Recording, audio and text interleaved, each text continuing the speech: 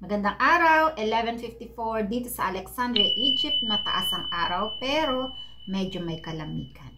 Ang topic natin today, isang Pilipina na posibleng na-abduct ang anak. At sino ang nag-abduct?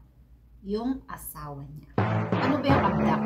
Kinuha ng by force o kinuha ng may deception o panloloko. Kunyari, sabihin sa'yo na dadalhin niya lang sa isang lugar, ibabalik niya kaagad, pinaniwala ka niya, pero hindi na niya binalik. Ganun ang ibig sabihin ng abduction. Ngayon, itong kwento niya, hindi ako sure kung confirm na ba kasi hindi natapos yung kwento niya. Pero, i-discuss natin to today para maging warning, maging paalala sa lahat ng mga Pilipinang may anak sa ibang lahi, hindi lang sa mga Arabo, na mag-ingat para hindi kayo mawala ng anak. Tara, basahin na natin. Hello, Miss Fufu. Hinanap ko talaga kayo sa FB. Gusto ko sanang magpatulong sa inyo. Nakapag-asawa po ako ng Egyptian sa Kuwait.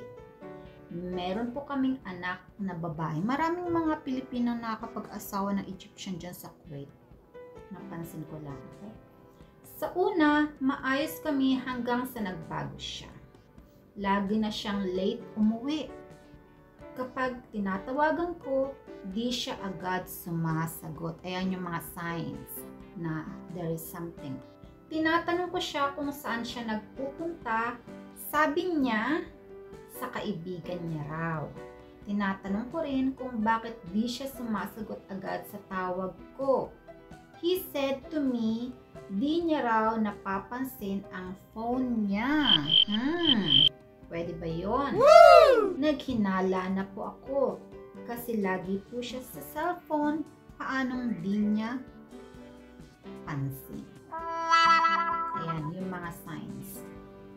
Kaya kung ano man yung kutob, tandaan ninyo, kapag malakas ang kutob natin, totoo yan.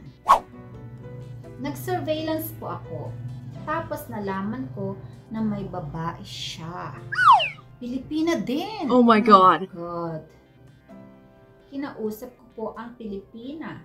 Tinanong ko po kung alam niya na may asawa na si Ahmed. Tapos, sinend ko po sa kanyang pictures namin at anak namin. Akala ko po ititigil niya na pakikipagrelasyon sa asawa ko.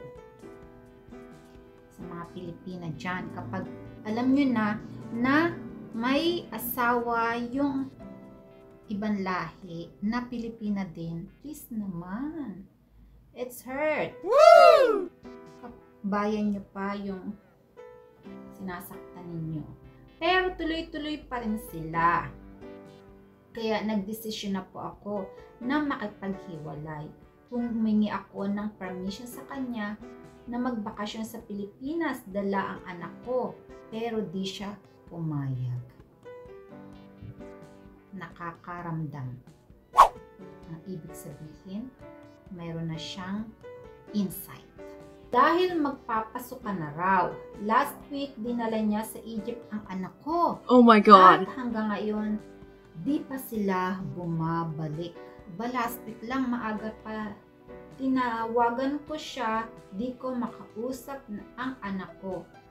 Natatakot ako, baka di niya naibalik ang anak ko. Ano po dapat kong gawin? Gawin nating realization, may dalawang parte. Yung unang parte, warning sa mga hindi pa nakakaranas. Yung pangalawang parte, kapag naranasan nyo na, ayun na yung solusyon. Okay, sa first part tayo, sa warning. Kapag may nangyayari sa inyo, katulad ng nangyayari sa sender natin, okay, kailangan calculated ang mga actions ninyo, dapat pinag-iisipan ninyo. According yan sa pagkakakilala ninyo sa partner ninyo. Kasi iba-iba naman yung tao, no? Malamang yung sender, yung asawa niya, alam na makikipag-divorce siya o may pinagsabihan siya. Kaya, warning, huwag ninyong ipagsasabi yung plano ninyo, lalong-lalo na kung yung kaibigan ninyo, kaibigan din ng asawa ninyo. Kasi baka nagkaroon nyo ng leak Baka may nagsabi kung anong plano ng asawa niya, kaya inunahan niya na. Kaya kung meron kayong ganitong sitwasyon at involved yung anak ninyo, huwag ninyong ipagkakatiwala yung information na yon sa iba. At saka, kung decided ka na talagang makipaghiwalay, kailangan mong mag-act as normal. Yung para bang walang nangyayari, walang scandal, walang away. Ginagawa mo yung normal mong ginagawa noon para hindi niya mapansin kung ano yung mga plano mo. Kailangan mo yung gawin. Kailangan mo ikimkim lahat ng nararamdaman mo at mag-pretend na lahat ay normal. Otherwise, baka mabaliktad yung sitwasyon sa halip na ikaw ang mag-uwi ng anak mo sa Pilipinas. Siya ang mag-uwi ng anak niyo sa bansa nila. Alam niyo may nangyaring ganitong sitwasyon dito sa Egypt. Hindi nga lang siya Pilipina, taga-US siya. Pinost niya yung story niya sa Facebook group page. Ang sabi niya, nagkakilala daw sila sa US ng Egyptian. Tapos nagkaroon sila ng 2 anak, isang babae, isang lalaki. Maliliit pa sila, pumunta daw sila, dumalaw daw sila dito sa Egypt. Akala niya dalaw lang kasi Ramadan. Tapos nag-away sila. Dinala ng asawa niya yung mga anak niya doon sa magulang. Tapos hindi na binalik. Hanap siya ng hanap. Hanggang pumunta siya sa korte. Pagkapunta niya sa korte, yung korte nagdesisyon na puntahan yung bahay. Pagkapunta nila sa bahay, yung villa na yun, empty na. Dinala na yung mga anak niya sa ibang lugar. Yung pamilya ng lalaki, kasabwat niya sa pagnanakaw, sa pag-a-abduct. Hanggang ngayon, malalaki na raw, mga 10 years na raw lumipas. Yung same pictures ng mga anak niya, pinapakita niya sa Facebook page. Ganito yung anak niya, hindi niya na raw mare-recognize kung ganito pa rin sila. Siyempre, magbabago yung mga mukha nila. So, teenagers na yung mga anak niya. Hindi niya pa rin nakikita. At nandito pa rin siya sa Egypt hanggang ngayon. Naghahanap pa rin siya sa mga anak niya. Ibig kong sabihin, huwag kayong magbibigay ng hint kung anong next move ninyo para hindi kayo maunahan. Halimbawa, nag-aaway kayo, i-control ninyo yung words ninyo. Huwag nyo sabihin, I will divorce you and take my children. Huwag ganun. Kailangan kontrolin ninyo. Kayo ang may hawak ng future ng mga anak ninyo. Kailangan clear ang mind ninyo kung ano ba talaga ang gusto ninyong gawin. Kung gusto ninyong ayusin pa yung relasyon ninyo, ayusin ninyo. Kung hindi niyo na talaga kaya, kailangan magdesisyon na kayo. Hindi yung paurong-sulong kasi baka maubusan na kayo ng oras. Gather all the documents first, tapos maghanap kayo ng safe place. Kung saan hindi niya kayo mahanap, wala siyang idea tungkol sa lugar na yon. Pero mas maganda kung aalis kayo, dumiretso na kaagad kayo sa airport. Kasi may chance na baka i-block niya pa kayo sa immigration.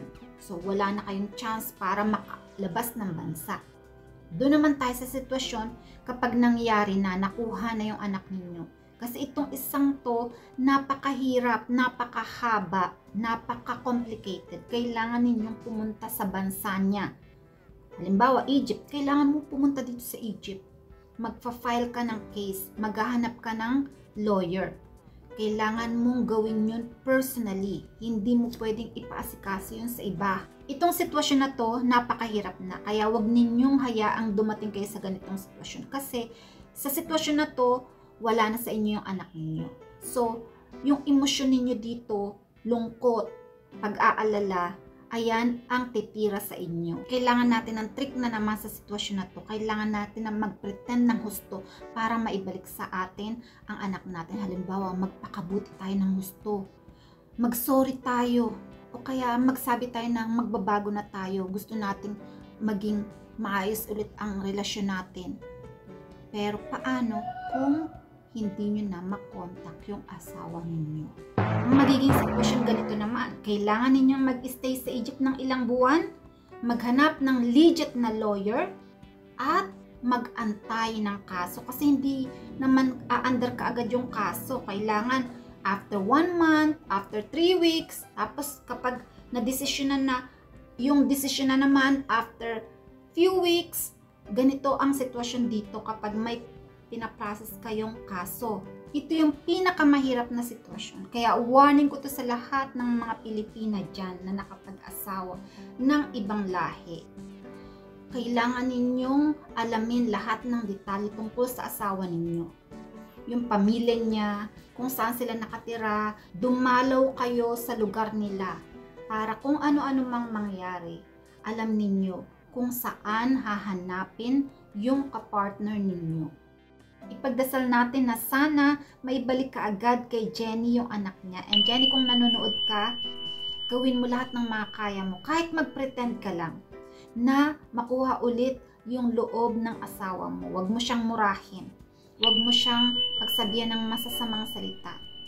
Huwag mo siyang harasin para hindi talaga mabuo yung desisyon niya na ilayo sa yung anak mo. Hanggang dito na lang po muna tayo. I-update ko po kayo kung anong mangyayari kay Jenny sa susunod kong mga vlogs. Kung nagustuhan niyo po yung vlog na to, please give me thumbs up. Have a nice day. Bye!